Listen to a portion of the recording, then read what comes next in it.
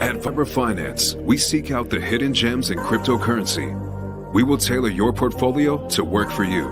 Are you ready to transition your investments from traditional markets to cryptocurrency? Are your coins staked and earning interest? Are you overwhelmed with all the jargon in crypto?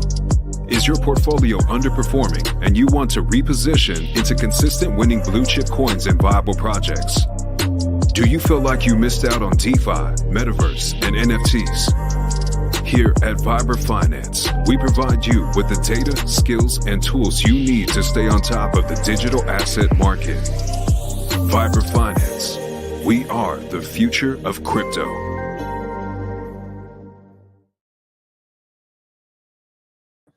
What's up, everybody? Welcome back to another episode of Vibra Live. And man, this markets feel like we're about to send it. And then we get a couple days of just sideways, nothing. And then we get Trump down at Mar-a-Lago, rags to riches, funding Jim down there, getting live updates from the president. He's bullish on crypto. Biden has no clue what it is. So hopefully this is the start now of something special. But regardless, we got our man Axis Alive here tonight. What up? Always bringing that alpha. Thanks for having me, man. Guys, this is probably going to take a lot of crazy turns. We just spent 15 minutes in the green room and we didn't even want to go live. We were just going to say screw it, but we're here for the folks. We decided, maybe we should actually show up and be accountable because that's how we do it out here on these streets. And, I do want to talk about two things mainly tonight. Well, it was going to be two things mainly, and now it's going to probably evolve into a spitball of other things. But we're going to talk a bit about Hedera because, well, you'll know it better than I, but the general idea that I have is that Hedera is basically bringing real-world assets to the blockchain. And then the element that I thought was interesting, too, was this Layer Zero company that's upgrading to a V2 that it's going to allow for like this multi-chain capabilities, and the V2 version is really simplifying the process so that devs can connect blockchains together much more simply and have like a full stack so that if I transact on ETH and I want to do something on Pulse Chain and then land on Hedera, I could do that in one transaction. And so that's a cool concept. And, I'm excited for a multi-chain future. And that, by the way, that doesn't take away from the magic of Pulse Chain and what's going on here. And that's probably where we'll land at the end, is that this chain is ahead of everything else and nobody even knows it yet in so many ways. And I didn't figure it out until I founded my own token. And it was just a simple send and receive token. But just seeing what was possible on a cheap chain blew my mind. And it made me realize that if something so simple could end up being so successful, imagine what you do when you get a team of devs behind you and can build on this new environment.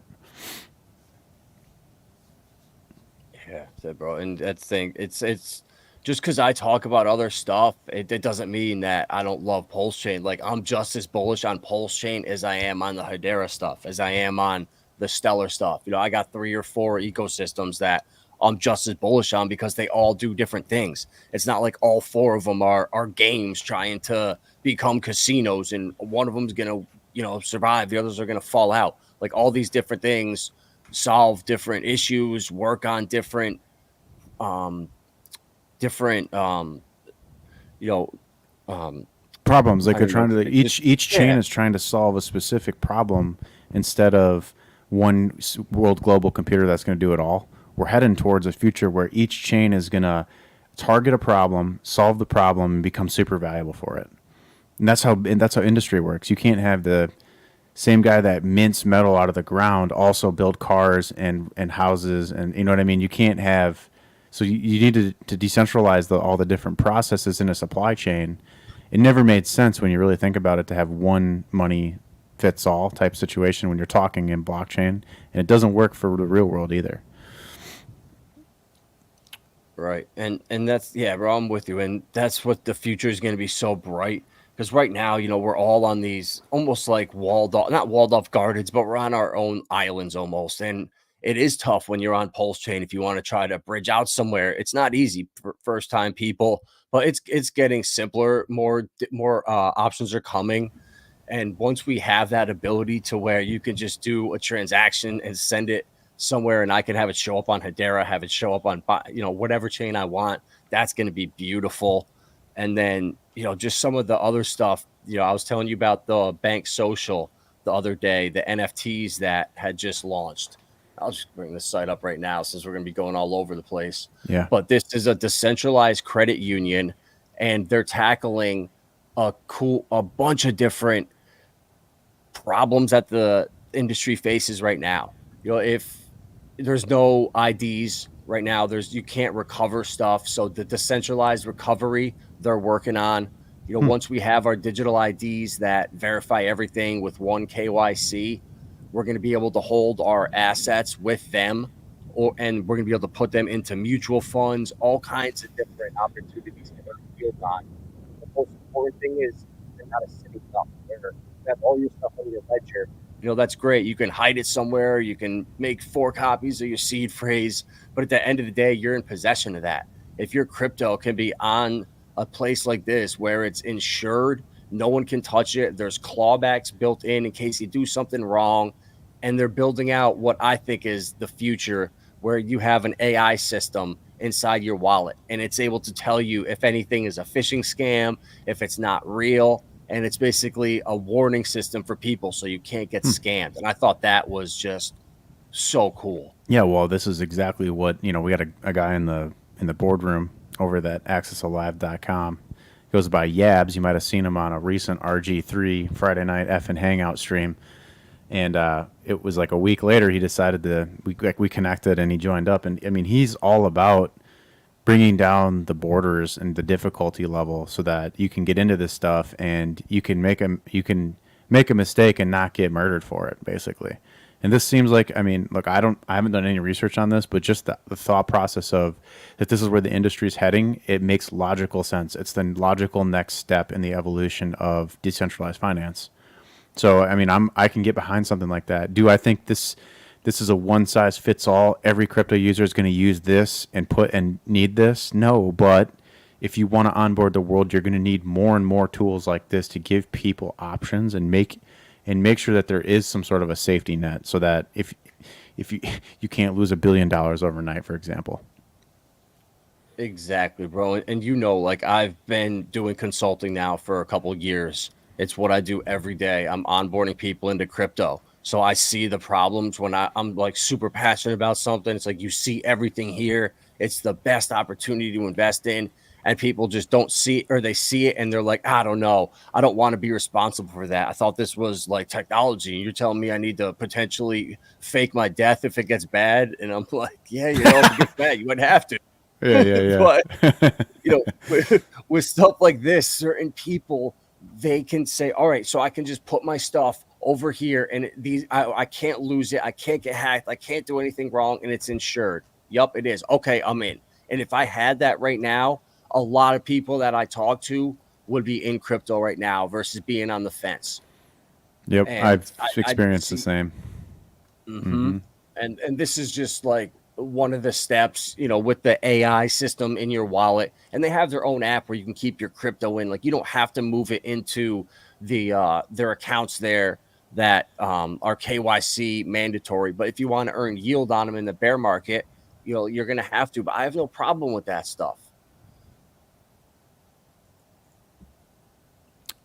I'm cool with, tech in the space evolving. I want to see more safety measures. We've seen even people in our own small little community like Maddie trying to solve how to prevent a hack or reverse a hack. This type of stuff is institutional grade level stuff. And I mean, this is where it needs to go. And if it's multi-chain as well, then I mean, even better, right? Right, and that's the thing. If we have our stuff on Pulse Chain, like with PDI, what's being built right there, that is changing the game. So I think there really is going to be a rift in the future where there's the TradFi part of crypto and then there's real DeFi. And I think it's going to be a very small part that's actually real DeFi. But we're taking over that niche of the market. And, with the reflection coins and liquidity pools and just earning on the PRC 20s, Pulse Chain's unique in so many ways. So if you can move profits from there instead of cashing them out and having to deal with that whole problem, if you can just move them with one app over to Hedera, some of your profits, and then you put it into some mutual funds or some equity funds, some real estate fund, whatever it is, or buy some, tokenized diamonds through the diamond standard they have on there, or the real world asset stuff. They don't really have like a marketplace yet with real world assets, but they're there's 2 or 3 apps that are coming for that in the future. So it's not quite there, but it will be in the future. And all the projects that are building on Hedera, they're legit because the HBAR Foundation, they don't just let anybody come build on that chain. There's a serious vetting project over there. So if you have the approval or partnership with the foundation, it's as good of a vetting process as anything out there. So it just narrows the process of like identifying good projects. You can just start with those little lists right there, and it's not that many. So after doing that, I think you've told me that in the past maybe 6 or to 8 months with everything that's been going on with Hedera and like the HBAR price action as well, and like how it was like how there is definitely a politics to crypto now. So it wasn't just like Hex from last cycle that got ghosted and stuff. You're actually seeing that now with other innovators where they're getting sidelined or they're not getting recognition. But did you want to go into that a little bit just to explain like why you might not have ever heard of it, or like why you're not seeing the price action so everywhere or stuff like that? Yeah, definitely. I mean, I think just in a lot of the utility stuff or the better projects in crypto that are actually building and solving problems, they're not sexy. People don't really talk about them, but most importantly, they're undervalued. The stuff that's going to be at the top of the price chart in 2 or 3 years, they're not probably in the top 30 or 50 right now. Everything's going to completely flip. So everything I think is valued on hype and speculation and just nonsense right now. But that's going to change as we see assets come on the chain, and they're going to start to being priced on the amount of assets you have on chain, the volume on your chain. So actually real metrics versus whatever meme coin is the best on your chain, or that's all fun and games, but it's not sustainable. And with Hedera, when that came out a couple of weeks ago, so one of the companies, ArcX, they are, I think, the biggest one of them or Aberdeen are one of the biggest money managers in all of the UK. And they took one of their BlackRock funds and they tokenized it on Hedera because they're a partner of them. And this is I guess, yeah. So CoinDesk, Cointelegraph, all of the different media sites out there got an official press report from ArcX and from BlackRock, what was approved to go out, and they chose to completely ignore it. And then they ran hit pieces out there saying it was all FUD. They were not working with BlackRock. BlackRock did not tokenize the fund on Hedera. And it was like, no one ever said that. Everyone said ArcX tokenized one of their BlackRock funds on Hedera, and they got full approvals and had a write-up on it from them that you guys totally ignored. So I saw that, and I had never seen it before. No one's ever talked about Hedera, and I wondered why. But then it was just instant hit pieces, and that just shows how scared they are because they know that's the future. And like the Bitcoin and the Solana and the nonsense they're talking about now. Bitcoin and ETH and Solana are all, it's comfy over there. Like those guys are comfy, but the foundation's shaking beneath them because real innovation is starting to crop up. Like imagine like a sidewalk that has cracks in it, and then the grass starts to grow through the cracks. And if you let like a seed falls in there and a tree starts to grow there, it's going to totally blow that sidewalk up. That's exactly what's happening to crypto, except there's thousands of seeds and hundreds of cracks starting to show in the sidewalk. And I mean, that old sidewalk is getting dirty and old and cracked and rusted out. And look, guys, we're headed toward a multi-chain world, and that's kind of what Adam is so excited about, and his excitement spreads to me. And like, I am a pulse chain maxi. I love pulse. I can hardly say I'm a maxi anymore about anything, but I love pulse chain. I'm fully invested in that thing. And I do think that that is a huge piece of the pie, like the puzzle piece in the pie. And it actually plays in nicely because all of these things that we're talking about, they play into why pulse chain would be even more valuable. But it's stuff that you just don't know yet, like because it's going under the radar. Anyway, I think in terms of like real world assets on the blockchain, it makes sense.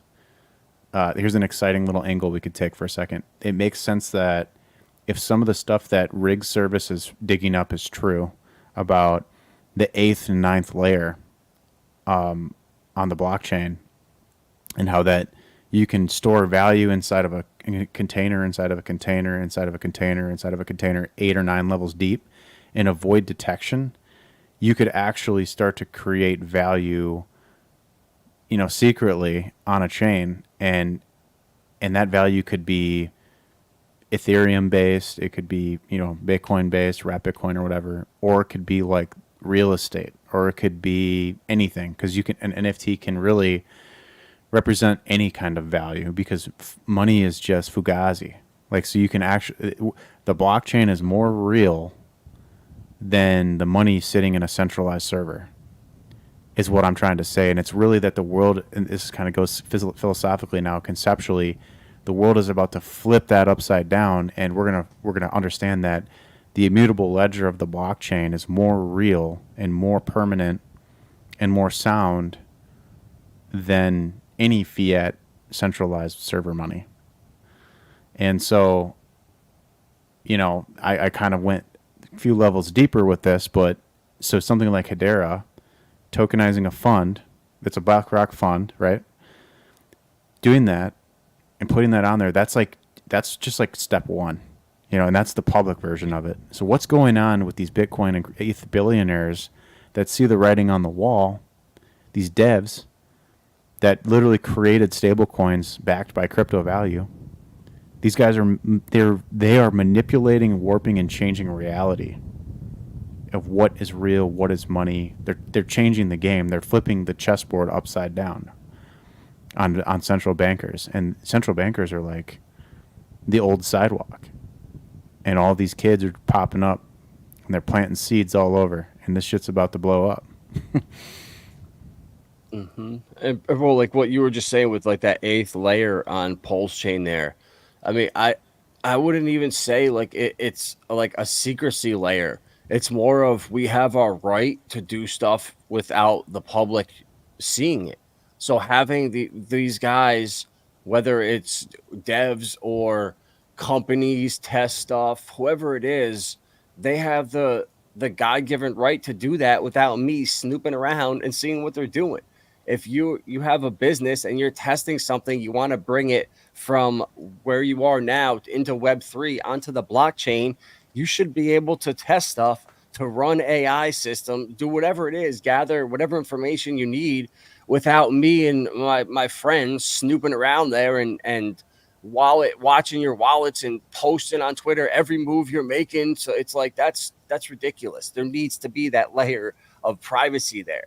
And that's kind of a problem we face right now with like BlackRock. That's why, obviously, when CoinDesk and Cointelegraph came out, BlackRock didn't put that. Of course they didn't do that, because if they did it right now, you'd have how many people that have their wallet now? So they would just be copy trading BlackRock's wallet. It's like they would never be that stupid. Yeah, right. So it's just so funny how, we really are early and we're at just like scratching the surface where these guys are just starting to move stuff on chain. Hedera's got their diamond carat standard. So they're having diamonds. They have their AI company coming. So, karate combat here, this next fight is in Austin at Consensus. Like where of a better spot could you have this next fight than the biggest crypto meetup in the United States? And then they're also doing the influencer fights here too. So I don't know if it's at Consensus, the second round of the influencer one, but like where BitBoy fought last time, they're doing influencer round 2. Mm-hmm. I believe. I want to say they are. It's like Nick Carter and some other guy.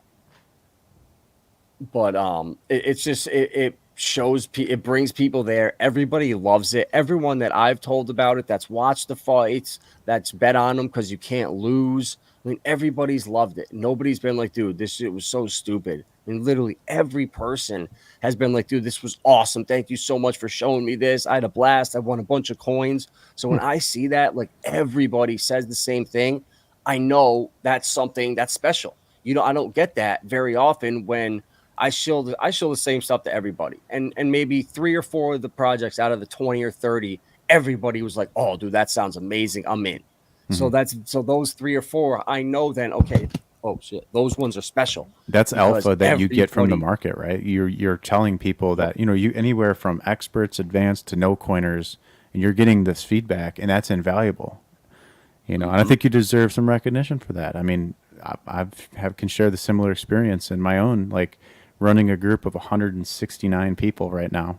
Like, I get to learn more from them just as much as they get to learn from me about, like, what people are into, what are they thinking, what are the questions they're having, where's the sticking points, what are people liking, and what's can be easier understood, or how can I explain something differently.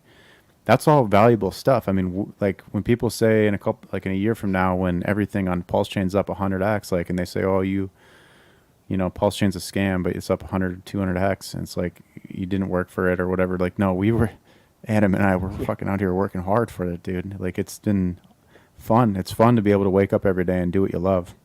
And I got all my members that I love those guys and girls. And, it's a pleasure getting to work with you all too. So, and, I'm sure Adam, same situation.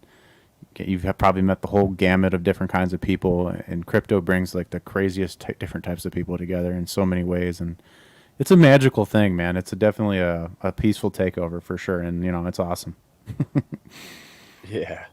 And, like, our wealth group there's like 42 or 43 guys in there and a couple ladies.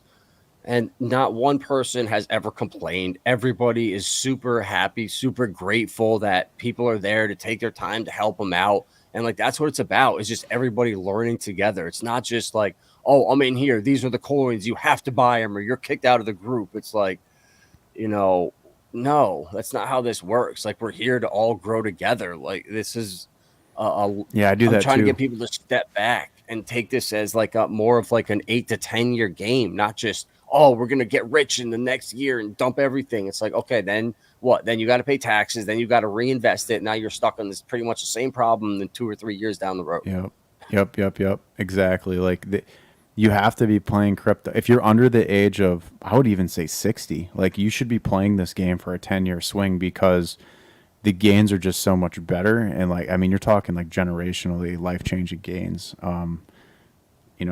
It doesn't take a lot of moves, really. I mean, it does help to move things around and actively manage, like, the LP positions of your portion of your portfolio. But I mean, really, you could I do analysis for people, but my analysis is neutral and open. So, like, I'm not telling people what to do. They have to decide what to do, which is an important part of cryptocurrency, because you are self-custodying and you do have to press the buttons, and you have to be accountable. The only thing I can do is help show you the tools, educate you, teach you how to use the tools. I can tell you what I'm seeing in the market, but ultimately you have to pick up the nuggets from what I'm doing, go learn from other people as well, and synthesize your own way of understanding the market. And this is, like, outside of the realm of what, most people want to do in the world when it comes to finance. They're not interested by it, and they just want money to come easy without any effort and work. And that's why, like, the 90% just don't quite break past escape velocity, where they've freed themselves of the system. But if you do put the time in, I mean, it won't take that long, maybe 2 years before you can act with a guy like Adam, or like, there's a whole bunch of people in Pulse Chain that you can go to for help. Crypto Coffee does, like, intro stuff. Obviously you got my group that's trying to advance, together, grow and advance together.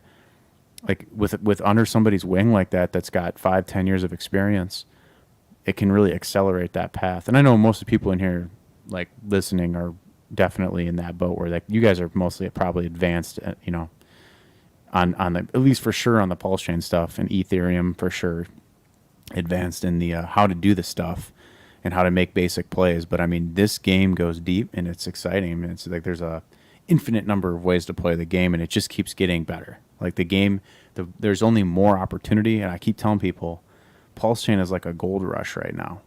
And this comment here, Pulse Chain Hex Crypto P Hex E Hex, this guy's saying that he's talking about the Trump thing, B Roots, and then how the over 100 plus bonded burnt LP pairs that are tied into the Atropa deep web pumped 88% last night. And whether that was because of some fundamental news event or not, I mean, the reality is that the whole Atropa ecosystem in particular is playing a very pivotal role in the rollout of what we're going to witness over the next couple of years. And so, I mean, it dumps 50% in a couple of days sometimes, but it just seems to always get back up and move. And there's so much opportunity in that liquidity web. It's like amazing to watch that thing up now 5,000x on PDI. Mm-hmm. Yep. Yeah. And I like that Trump on Pulse there. He comes into the streams all the time. He's good. He's a good dude.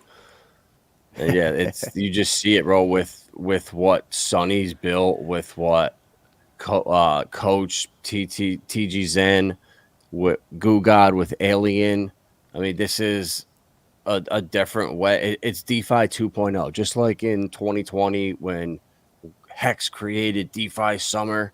Well, now Pulse Chain, all these PRC20s, these reflection tokens, burning the LPs, all this stuff, different ways of just doing it. This is DeFi 2.0 without Richard.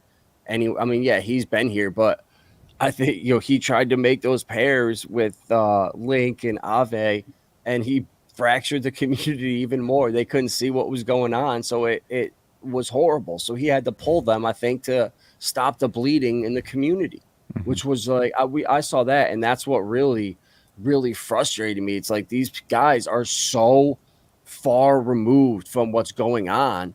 It makes me wonder, like, how many of them actually found Hex because they did research, or how many of them just stumbled into it by pure accident and then just were like the OGs or whatever because they were the only ones there, but they had no clue why Hex was doing good. They hadn't, it's kind of apparent now. Mm-hmm. Yeah, that's become clear maybe a year ago at this point. But yeah. But the Hex thing is funny because it was such a come up for so many guys that had they just believed in a guy, right, Richard. It's a pretty amazing story if you think about it. But that's a lot of that kind of energy has to be washed out by now, don't you think? Like in their defense, the LP stuff was pioneered by Richard, and you can go back and watch stuff from 4 years ago that he was talking about. And I mean, we're just figuring that stuff out now after Pulse Chain launched, a lot of us. Silver the Antidote was one of the only community members that was public that was actually actively trying to educate people on LP on the Ethereum chain. But because the gas fees were so expensive, I mean, you're talking like $100 to start or exit an LP position. So like you couldn't even play the game over there if you were just getting started. And it was ridiculous. It's like now on Pulse Chain, like you can actually play the game, actively shift and move positions if you want, and it's not gonna, you don't have to account for less than a penny fee or a penny or 3 cents fees when you can get in and out of positions through LP providing, or there's run contracts, launch coins. Like this is just an amazing environment to be in, and in those guys' defense, it was a different game back then, and now the game has evolved, and the guys that put in the work, they're the ones that are winning the hardest right now. Even though the charts are going down, we're winning. It doesn't matter, bro. It's at a certain point. Once you get it. Like, I didn't know what I was doing. I was on stream with Coexistent Steven, and we were just like, just throwing stuff out, just shooting the shit back and forth, and I had created a bunch of pools just trying to learn with like a Tropa and PDI and some PRC20s, and my dumbass did them all on V1. I was like, you know what? I'm here for the community. I'm going to do these pools on V1. And, you know, once these guys found out I did my pools on V1, they're like, dude, what the hell are you doing? And I was like, what do you mean? They're like, get on V2 and close those down. Stop. And I had no idea. But once I did that, maybe around like September, you know, I set pools with like $10 on each side. And I looked at a couple of them now, and they have a couple hundred on each side now. And I haven't Really? touched them. I put $20 into each pool. Yeah. Yep. Because damn I good. started them early with dye, with a Tropa, and paired them up with like P Anchor and Fetch AI. That one's been booming. Yeah. I got Fetch from the snapshot, and then bought more super early. So, you know, that's probably done a 20x maybe. And Hey, I like this chart you got up they've right gone here. up so much. Yeah, the solid X chart. I know it's beautiful. Oh yeah. I got into it late, unfortunately. But What was able late? to, Like a couple days ago, or? yeah, like literally, I knew about it, and Irwin made so much, and I was like, you know what, Irwin crushed it. Facing reality, I'm good. I'm gonna let it come back down. So I think I got it for like $75, maybe. Okay, cool. It was like a week ago. So you're gonna at least you're probably gonna at least get a 10x, right? Oh, bro, I think this thing is going. I think this thing is going to. My gut tells me it's going to like 33K. Oh wow, that'd be higher than. Well, I mean, yeah, I mean that's a lot of numbers, but my early on I thought 1,500 wasn't off the table. Yeah. I mean, Yeah, that's I was pretty gonna low. say 3K. You know what I mean? It's like, and so then your target's only just a 2x on that, which and when things get parabolic, that can happen. So yeah, I'm obviously bullish, for obvious reasons. Yeah. Show me that I would fetch. think so. Oh, you want to show this one? This one's interesting. Yeah. The you have to go to the Pulse X pair. Well, I mean, I guess it don't matter based on what's happening now, but I'm sorry, the WPLS, but on the Pulse X V2 pair. So it'd be Axis WPLS on. Yeah, there you go. Yeah, when you really see this, I mean, that is just it gets pretty crazy. The range that it's trading in right now, like from the highs to the local lows, it is crazy. It's actually pretty. It's pretty much just been trading in the same. If you look at a monthly,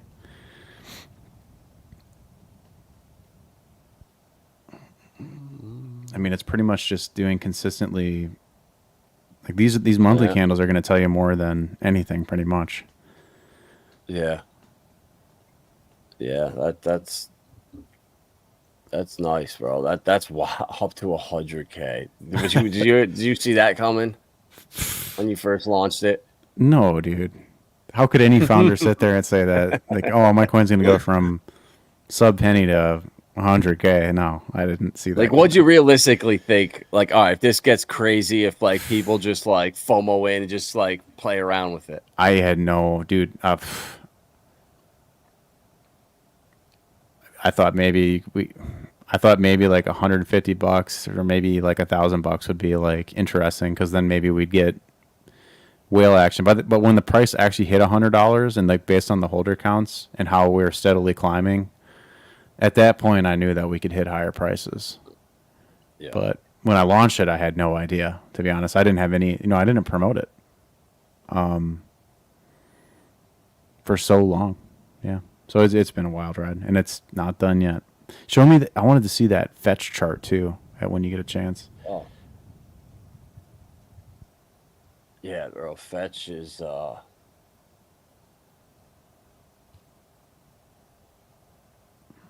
mean, so I got. Oh wow, this chart looks amazing. Yeah, bro. So I had some from like the snapshot, and it was like, God, bro, I don't even remember, but it was like 3 zeros. This is forked, right, from ETH? It's yep, the Fetch AI from ETH. Yep. Can you talk a little bit about what you know about the PRC20 supplies? What we were talking about in the green room? Yeah, so I'm in that the Pulse Trends and Sonny, all those guys in that Telegram group. And a couple weeks ago, I was in there and just scrolling through messages. And I remember because I have P-Link, you know, that was one of the ones, if you guys were watching the streams, like that was when Pulse Chain first launched. Chris and I, we were talking, we were like, yeah, you know, we're going to go after the blue chips right now on Ethereum. And that's where we started with like Link and Uniswap and Aave and Compound and Maker. So we just kind of happened to get into it. So it hasn't been doing much, but I was on here kind of just snooping around, and I was looking and I was like, wait a minute, what happened? There's only 170,000 Link in here. I was like, wait a minute, that used to be like, I remember there used to be 500,000 or more in this pool earlier. And then I went and I was like, okay, so I just didn't think anything of it. And then I was in that Sonny's group and he was saying, yeah, so apparently all these coins that they used to have 100 times more supply over on Pulse Chain, now all of a sudden they're equal on a lot of them to what they are on Ethereum. And nobody kind of knows what happened. Sonny, he thinks somehow he did like a fork real quick and played with the decimals somehow. I think I'm not sure what exactly it was, but yeah, a lot of these PRC20s now don't have insane, you know, supplies of millions or hundreds of millions of more coins as they do on Ethereum. So they're now pretty much in parity, which is wild to me. Yeah. Yeah, the mechanics of that is like questions I have for whoever's doing the research is like, how did they, you know, it could be as simple as they bought them but something else, maybe, I don't know. Yeah, like I know Richard owned almost 90% of them or something, or he was going in before it launched and was buying them up. And that's what I think a lot of the liquidity pools were too, that were in like those scam airdrop things that he had built in there when he was pairing all those things up. It was to liquidity pools for all these PRC20s, and that he was going to come through and do something with them, I would assume, so he could accumulate them all before it launched over on Pulse Chain. But I mean, yeah, dude, this thing is done like, I mean, I don't know, what's that, 100x from, but by the time I realized it, so I noticed I had my copy, and then I didn't really pay attention to it until maybe September when it started to pump again. I was like, whoa. And then it dumped all the way back down again. So I loaded up. That was like right around it was like on my birthday. Yeah. On the 19th right there. I remember it. So I was able to get a bunch of I wish I just went crazy, bro, but I didn't understand it back. So when you're going and if you have a coin like this, like, so you're going and you're buying it, and all of a sudden you're getting just all kinds of slippage warnings, low liquidity. All you got to do is just buy as much as you can. Don't worry about any of that stuff. Those are the opportunities. When you can buy coins like that, that's the best time to buy them. I promise you, because those coins, even though I was able to get probably 55% of what I would if there was liquidity in there, what they're worth now compared to, you know, the slippage amount, it's astronomically more. So it's worth it to pay that. And when you see that, you know, or when you're like hesitant, man, I don't know this coin, I'm so early, it just doesn't look right, I don't know, that's the opportunity. That's when you need to be buying the coins. Just like Bitcoin, Richard always says it, when was the best time to buy? When it's the most scary is when you have to buy. That's right.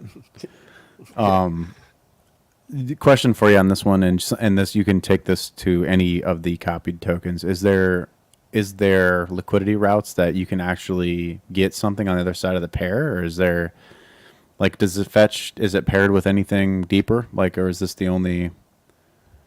Because my big personal concern would be having routes to swap it for something else. If it's up 100x, but I can't get anything out of it, then you're basically waiting for the day when this is the magic, right? The part we don't know, but we think we know, is when eventually Ethereans capitulate in and they bring their coins over and pair them 1-to-1 with PRC20s at parity. That's like the magical note there. But until that happens, like, I'm just curious if there's routes for some of these coins. No, it all, if there's no liquidity over here, there is nothing you can do. It's just a matter of time. I mean, I don't know why I can't even find my pool. So like I set up maybe it's Pulse X fetch. Yeah, I don't know why. So I set this up. I put like, I don't know, maybe a couple $100 in it, but I don't know why it's not showing up on here. So I just created the liquidity pool, and I set the ratio to whatever it was, the same that the Pulse equivalent to the Pulse and Fetch one at the time. And I just started it. I created like maybe 5 or 10 liquidity pools with Fetch, with PulseX, with Ink, with Rat Bitcoin, with both hexes, and maybe a couple of Sunny's coins. And I just did that to try to create the bots and grab all the different prices for all different pairs. And then the bots start coming around and it starts kicking up volume. And who knows, it's just a way to get things going potentially. And all of a sudden in the last like couple weeks, this thing has really taken off. I mean, it's done like I don't know, 7x, 6x. Yep. So I mean, that's a lesson for anybody that's listening in, that the game is no longer like just hitting the green or the red button anymore. Like there's just so many different ways to play, and even just in the category of LP providing, there's multiple different tools, and then inside of each one of those tools there's like literally 5 or 10 degrees of different strategies you can do. The strategy that Adam's talking about is literally just take like 3, 4, or 5 coins and pair them in different configurations with each other. Coin A plus coin B plus coin C plus coin A types of routes, and then like these bots will just arbitrage these routes, and if the prices of one goes up, eventually there's a reversion to the mean and the other one comes up to try to meet it, and you end up with more of everything over time. The longer you let that stuff ride, the more it gains in value together, and ultimately you could hear all this stuff about impermanent loss, but when you're taking like little plays like this that's bootstrapping the network, your goal is just to end up with more value than you started. And so it sounds like it's been a successful experiment for you. Yeah, definitely. But for a lot of the ones that there was really nothing there, I think it's more because PDI and Atropa and some of those other coins did so well that it's just dragging the value of the pool up astronomically. But that was the whole point, to earn more value in those pools, whether it was through transaction fees or through just the value of the pool rising because one side started to pump. I look at it, it's like kind of another way of hodling. If you holding these coins in your wallet, why not make LP pairs where if you're holding both sides, who really cares, as long as it's near the bottom of the market? I mean, what do you really have to lose? Especially if it's not like you're pairing one coin up that's at rock bottom and something that's just pumped up 100x, and you're going to pair those two up together. Yeah, right. And it's like, yeah, that don't might do not that. Go too don't well, do that. yeah. Oh man, what Pulse Jet? What do I think about the chart on this? I mean, yeah, dude, it's just a small coin, 28M. 3K liquidity. I mean, I like it, obviously ignore that, but yeah, it looks like you went sideways for a week or two and now you're consistently going up and to the right. So as long as you're, I would just try to add more LP, and instead of doing it with Pulse, maybe do it with like Ink, or with even like, I really like A1A. For some reason, just because all the pairs with every PRC20, it's almost like you're getting exposure to all of them. Yeah. So I think once Pulse Chain starts to pump, I think certain coins are going to really start to separate themselves. That's probably you're probably helping me too, because this question, people ask me, like they want to start their token, and then the question becomes like, how do you do it? And I guess a lot of that, I have to ask another question back, which is like, well, do you have your goals clearly defined? Because everyone's goal is different, whether they think it or know it or not. But in this case, like if you just make a pair early on with A1A, you're actually going to get activity on your coin that if it's just against Pulse, you might get no activity. But if you pair with A1A, it will, especially if you pair a loop between A1A to B to your coin and back again, or A1A to pulse to your coin and back again. Like it'll loop, and that those bots are going to arbit for sure. So that's a good point too. Is I should have said that there too, because I like that part too. Is if I make if it's a coin like that and I did an A1A pair, let's say I had like $2,000, I would rather do what he just said and create an A1A pair, a B2B pair, and just put $1,000 into each of them instead of doing a $2,000 pool. Just go a little bit lighter, but make sure you have two of them, with the A1A and the B2B, because for some reason it just always has value. Sonny figured out something truly special and unique with his ecosystem. Yep, that's a good way to get some volume in your coin without you having to put up the nut. Exactly. And just little things like that can really be the difference in you just absolutely crushing it this cycle, where a small coin like that, even 3K liquidity right now, that's not much, but Pulse Chain does a 10x. Now you have 30K in there. Now you're talking. Now you have something. And then, you get creative with it. Maybe, you pull a little out of that and boost up the A1A pair it with a Tropa. I mean, there's different ways you can do it where, you can just create that volume. And honestly, I think Coach X is the best at that. And he's the one that I talk to if I have questions, or I'm asking him, what do you think about this? I mean, he's been doing it with PTGC, with 808 and Burn and Liquid, and his new coin there, Stimulus or whatever. I think Stimulus Stimulus. So he understands the LP pairing. I mean, he just does it a little bit differently than Sonny. Like, they're both experts, but just in kind of doing it a little bit differently. But between learning from both of them, it's like it's the best of both worlds. 100%, man. Yeah, there's some cool builders on this chain, and we all we're learning from each other, And that's a beautiful thing. There's so many people that are willing to help out, that want to learn. And it's like, I'm here to help people. Like, I get, people will like DM me, and then we'll talk for a second. They'll be like, hey, I'm sorry. I feel like I'm bugging you. And it's like, no, don't feel like that at all. Like, I'm here every day. If you don't have that ability because you have a job or whatever's going on, like, it's like my obligation to tell you, like, if I'm able to sit here every day and absorb it all, like, I can take 2 seconds and help you out. Like, that's just wrong to not do that. Yeah, buddy.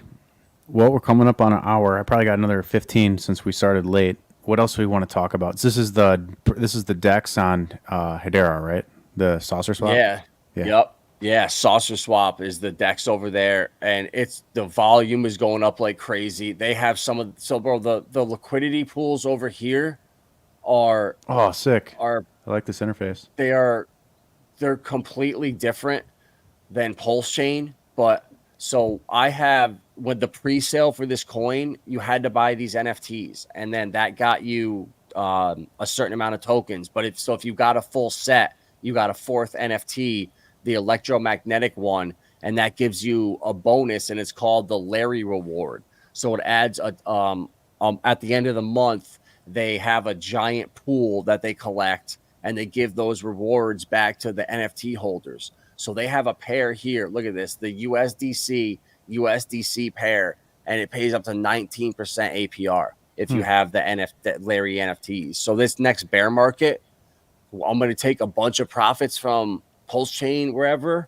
I'm going to send them over with these new apps that are coming, one click over to whatever chain, because moving around is going to get so much easier. Interoperability is going to be a breeze. And it already is for certain chains, like going from ETH to Base or some of these other L2s. It's super easy. And it's going to be like that for all the different chains in the future. So like next bear market, instead of cashing out and trying to buy some real estate or whatever as an investment, I'm going straight to this USDC pool, and I'll get my Larry rewards on top. And even if this cuts down half and I can earn up to 10% on stable coins, that's not bad at all to me.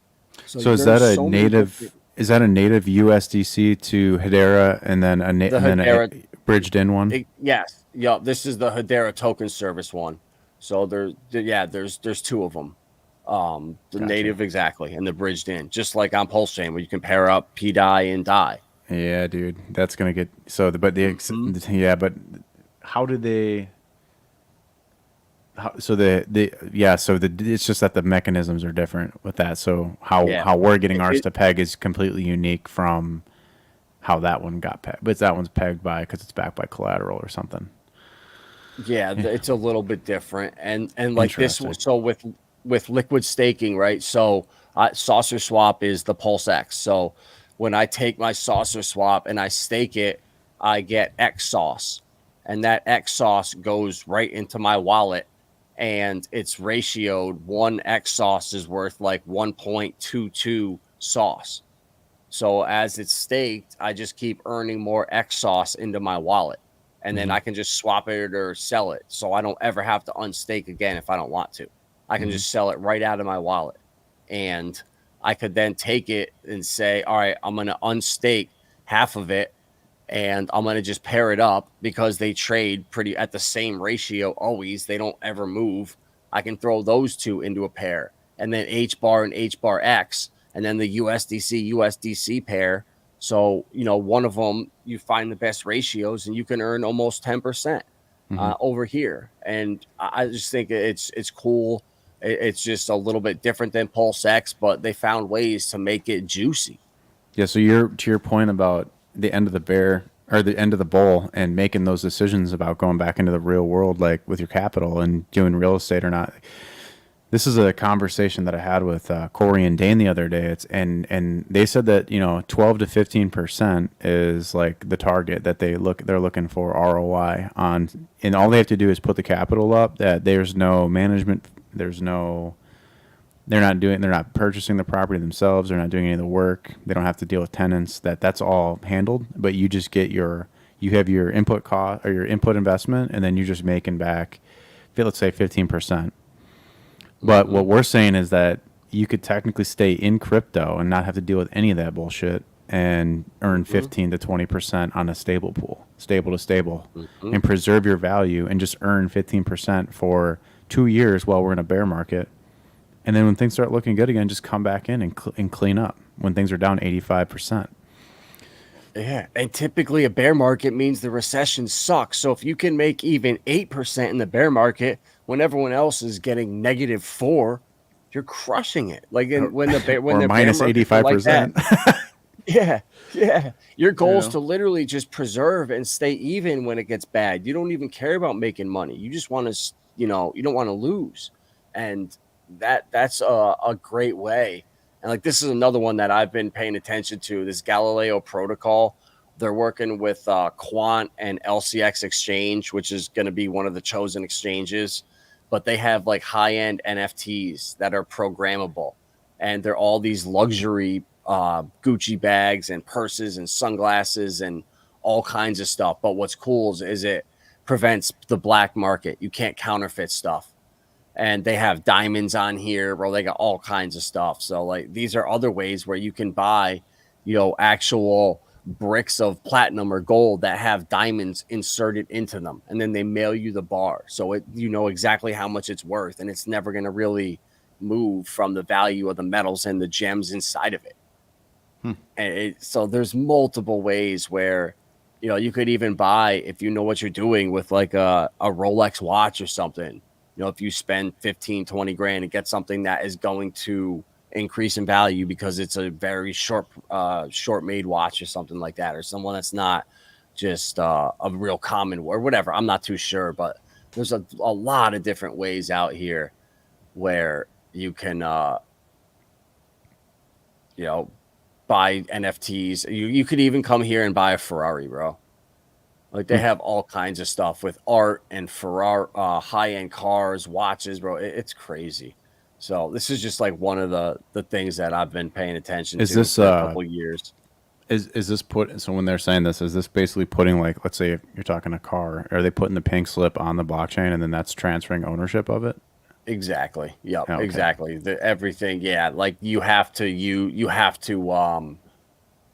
there's like a Probably company like that a does it. KYC element in a company. Yeah, for sure. Oh yeah, yeah. You have to like bring your Ferrari to the company that they work with to put them on chain and tokenize and all that. So I think you would drive your car like to that place, and then they take it from there, do everything to get it on the blockchain, verify it, authenticate it, all that stuff. And then once that's done, they have these goggles you put on, and you put them once. So if you're not near the car and you want to look at it, the pictures and stuff, the scans they take are so realistic. When you put these goggles on, like the new Apple ones, you can see the car like right in front of you, as if you were standing there in front of it. So you can really like, you can almost like walk up to it and like look to see if there's a crack or a little scratch on the car. It's that good, they say. So it's really cool, bro. Like this stuff is going to take off in the next couple of years.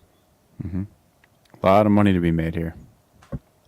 Yeah, I'm sure dude. I'm sure we'll see more builders on Pulse Chain like not take this or a different route, but just you're going to see more and more real world assets come to the blockchain for sure. Like that makes logical sense. Like real estate's a perfect thing. Like why wouldn't you tokenize real estate and let people buy portions of it? I mean, these ideas were floating around in 2017 during ICO mania.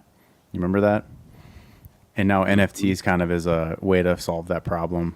And there's other, I remember a chain. I can't remember the name of the chain. It was like literally, actually it was an ERC20 that was supposed to do supply chain management stuff. And who knows if that ever turned into anything. I don't hear about it anymore. But it's like not all those ideas are actually getting implemented. Yeah, what do you think? Is it going to take just time? Yeah, I'd say within 7 years you're going to see, and regulation. Like the regulation has to because so you get a Trump presidency, regulation gets solved, and we have rock solid, concrete laws around it that harbors innovation instead of pushes it away, and you're going to see thousands and thousands of Web 2 devs go to Web 3. And it's just going to be going to be a gold rush around blockchain and DeFi. The writing's on the wall. We just need to get past this sticking point, the uncertainty. Dude. Yeah, bro. Yeah, exactly. And we need the BTC and ETH maxis to get off their high horse and fucking help the process instead of trying to stuff it down. So, David, you could, if you have Hashpack wallet, that's the HBAR wallet. There's a way when you download the wallet, I believe there's a setting in there that you can click and you can get a MetaMask address for your HBAR stuff. So yes, there is a way to do it through Hashpack wallet for sure. So, all right, Axis. Well, I know you're a busy man. We'll be going almost an hour. Probably a good time to stop right here. Appreciate you coming on, man. We'll definitely have to do it again because there's so much happening, bro. Like you see the picture here. It's gonna be a multi-chain world. It's not gonna matter where you are as long as there's value on that chain. There's a community there, and there's assets on chain. You're good to go. You're not gonna have to worry. You'll be able to move around seamlessly from chain to chain, and we're not gonna be like it is now, taking a week to bridge off a chain or no. Mm-hmm. And the other thing I'll leave you guys with is there's a group of people that have been diving deep and researching about the Pulse chain and what's been going on. Why is Richard quiet? Who is building what? All this mystery, clouded mystery around, the PRC20s and why was he always talking about that? And then why did he talk about making his own stablecoin and his own wallet? And how deep does this vertical integration really go? And Adam and the Verse and Coexistent Steven and the OG researchers like Nine Iron Capital, Hodlonomics, and I mean, there's a whole list of them. And now Riggs popped up. Like, there's a whole bunch. Ben Potvin comes to mind. Freedom 777, Hexecutioner, like in the LP side of things. I mean, there's a whole list. I don't want anyone to feel left out, but there's so many people that figured this out, that there's so much more going on here on Pulse Chain than what you think you see. So if you're just sitting on sack bags right now, and Pulse and PulseX, and you haven't done anything for a year, and you're mad, like, which probably is nobody listening to this stream, but maybe you guys can go help these guys understand that things are about to really start picking up in the next 6 months. And I have never been more bullish on Pulse Chain. A year ago, I was bearish on Pulse Chain. I thought it was crazy to go up against Ethereum, but I didn't understand. I didn't understand what was going on, what the mission was, and how deep this went, and how much resources and influence and development horsepower that Richard can and could have behind him to make this chain just be front and center of DeFi. I keep saying that. So I'm excited to see everybody at the Pulse Chain conference this weekend, with Maddie all in, and hopefully we can reveal a little bit more as we get through the weekend, and hopefully we'll see some massive pumpage, because it looks, the chain's looking pretty good right now. Pulse is like trying to do a double bottom here at key critical levels here. So very, very excited for not only just what's going on under the hood, but also the price actions finally starting to show a sign of strength. So thank you very much for having me, Adam. And I'm looking forward to doing this again. Yeah, bro. Appreciate you coming on. You guys give Axis a follow. I'm sure most every one of you are. But for some reason, if you're not, give him a follow. He's one of the best TA guys out there. I'll put him up against Jenkins any day of the week. So smash that like button, guys. And we'll see you on the next one. Yep. Thanks.